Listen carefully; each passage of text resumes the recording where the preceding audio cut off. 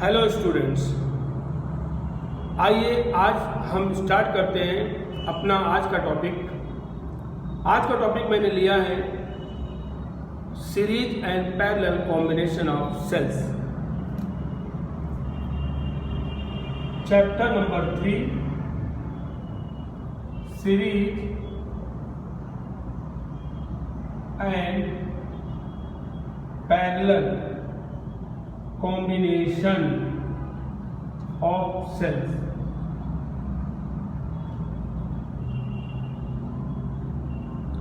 तो सबसे first number हम पसंद करेंगे सीरीज कॉम्बिनेशन।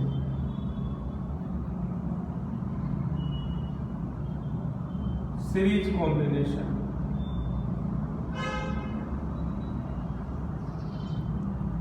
सपोज करो we are given 2 cells।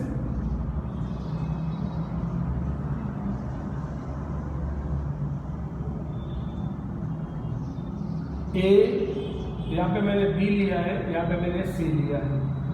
2 cell हमको लिए हैं। ईएमएफ मान लेते हैं कि फर्स्ट सेल का ईएमएफ जो है एप्सिलॉन 1 है और सेकंड सेल का ईएमएफ एप्सिलॉन 2 है। फर्स्ट सेल का जो रेजिस्टेंस है इंटरनल रेजिस्टेंस R1 है और दूसरी सेल का R2 है।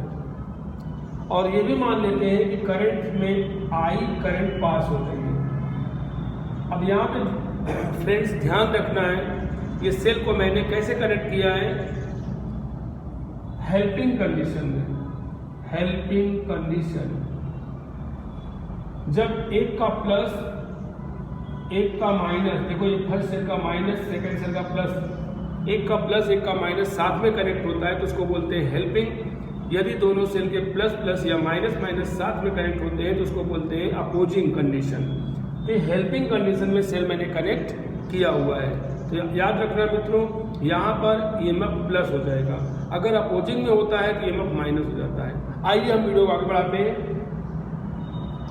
अगर हम बात करते हैं ए और बी, वी ए बी यानी V A minus B B, A और बी के बीच की पोटेंशियल डिफरेंस की बात करें तो यहाँ पर करंट आई पास हो रही है, हमने आई करंट पास किया है और इंटरनल रेजिस्टेंस R1 लिया है, आई एप्सिलॉन 1 माइनस आई R1।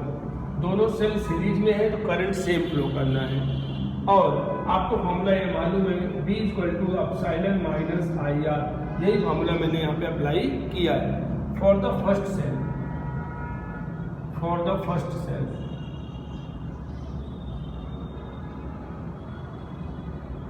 अब हम बात करेंगे फॉर द सेकेंड सेल क्या होगा, V B C, B B minus B C, epsilon 2 minus I R 2। Equation number 1, equation number 2।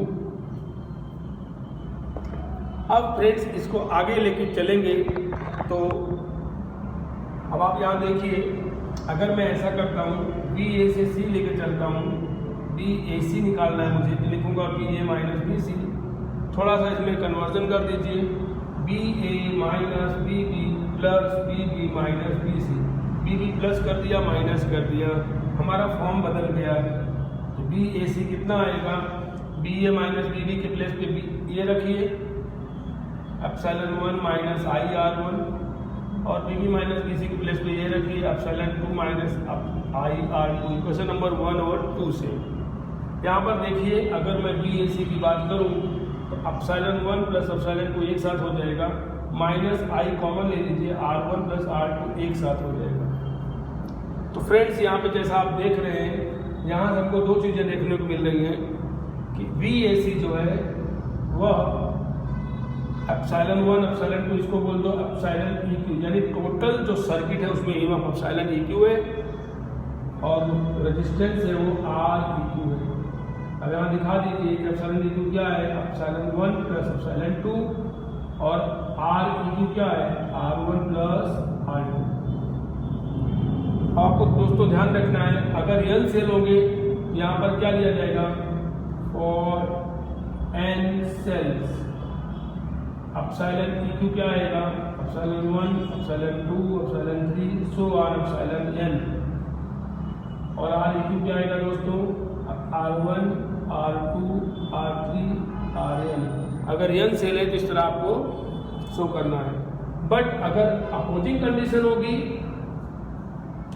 तो एप्सिलॉन और 2 सेल के लिए एप्सिलॉन 1 माइनस एप्सिलॉन 2 का इस्तेमाल होगा।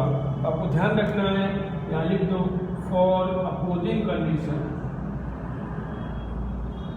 For opposing condition epsilon equal to epsilon 1 minus epsilon 2। Epsilon equal क्या आएगा, epsilon 1 minus epsilon 2।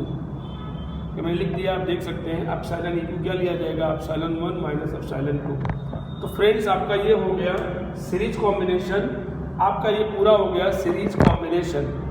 अब हम बात करते हैं पैरेलल कॉम्बिनेशन में कैसे हम फार्मूला डिराइव करेंगे कि रिजल्टेंट ईएमएफ क्या होगा, रिजल्टेंट इंटरनल रेजिस्टेंस क्या होगा, हम उसकी चर्चा करेंगे। आइए फ्रेंड्स देखते हैं पैरेलल कॉम्बिनेशन।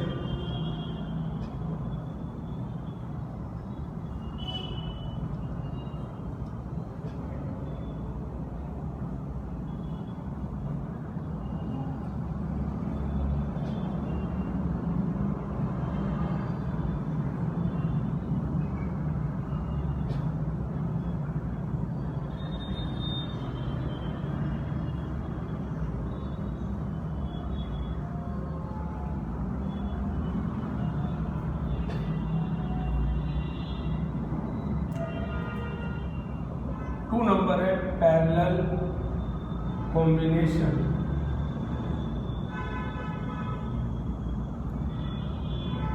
फ्रेंड्स यहाँ ले लेते हैं पैरेलल कॉम्बिनेशन। यहाँ पे मैंने एक सेल ले लिया है,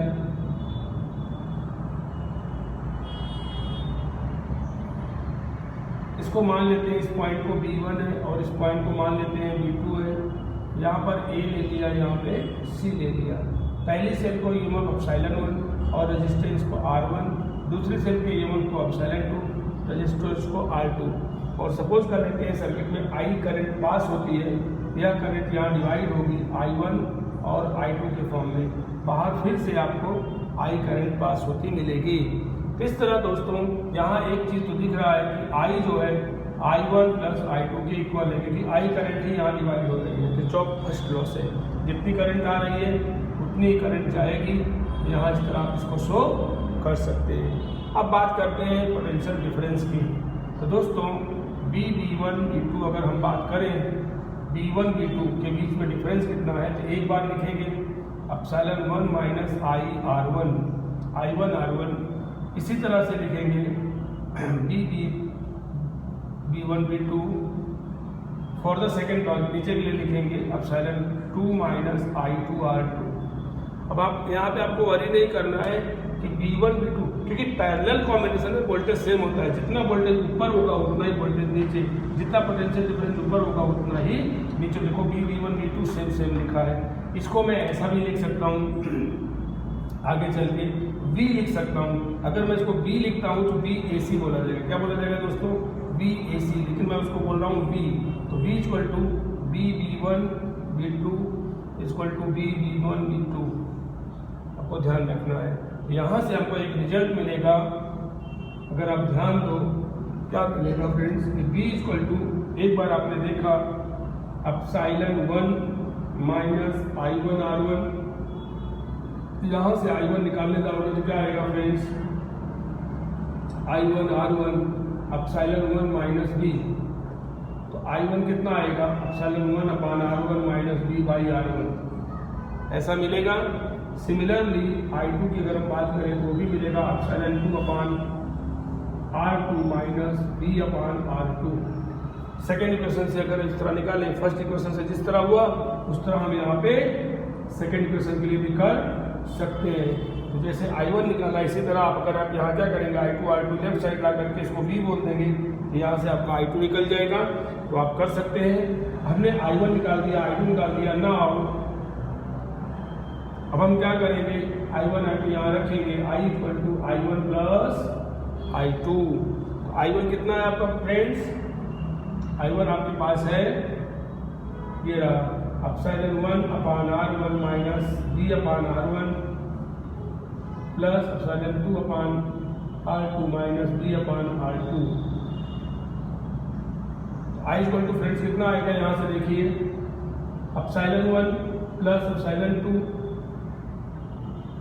R1 R2 minus B common लीजिए, 1 अपान R1 प्लस 1 अपान R2। तो यहाँ से आपको मिलेगा epsilon 1 R2 plus epsilon 2 R1 अपान R1 R2। आप देख सकते हैं यहाँ पर, ठीक है, माइनस यहाँ आप एलसीएम लेंगे तो R1 प्लस R2 अपान R1 R2 उनको मिलेगा, ये आपका I मिलेगा। ठीक है फ्रेंड्स, अगर हम बात करते हैं यहाँ पर कि हमको ये मिल गया है, अगर हम इसको ठीक करते हैं और हम यहाँ से B निकालने जाते हैं तो B कितना आएगा उसकी बात कर लेते हैं।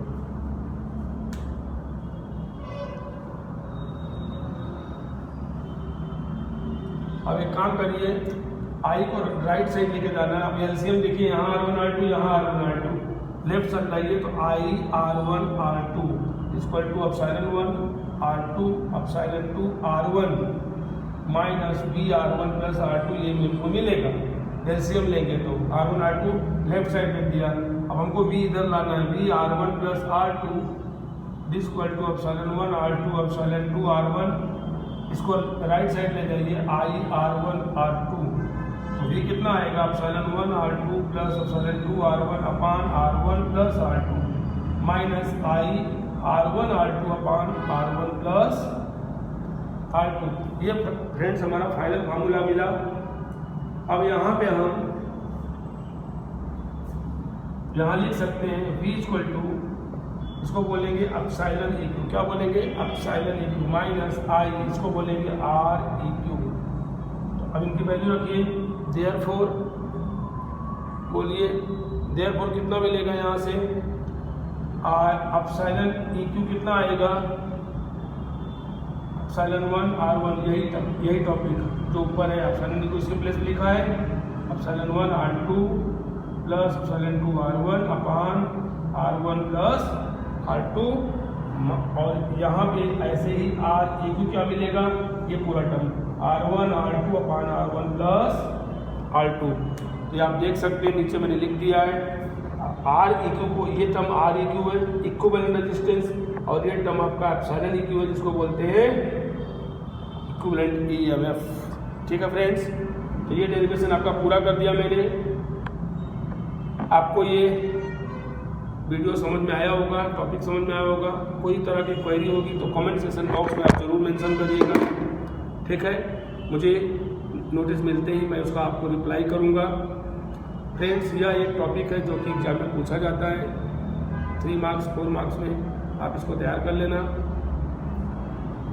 मिलते हैं दोस्तों एक नई वीडियो के साथ, तब तक के लिए जय हिंद जय भारत, अपना ध्यान रखिए।